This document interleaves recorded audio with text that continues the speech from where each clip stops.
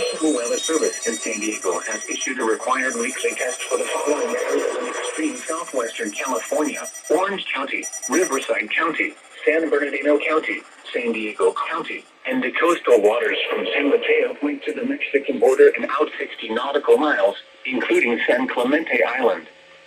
A test signal was broadcast to test the public warning system. The test is normally conducted between 10 a.m. and noon each Wednesday, weather permitting. The signal was also used to test the activation and emergency readiness of the Skywalk network of radio operators.